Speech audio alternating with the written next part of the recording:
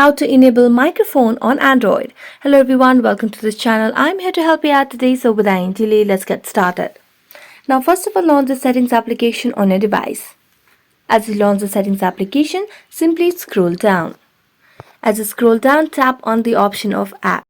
After selecting on apps, tap on the option of permissions at the bottom of the screen. Then tap on permissions again.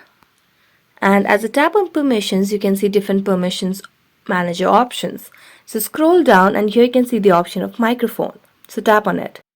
As you tap on microphone, you'll be able to see there are two categories, allowed, and as you scroll down you can see the option of not allowed.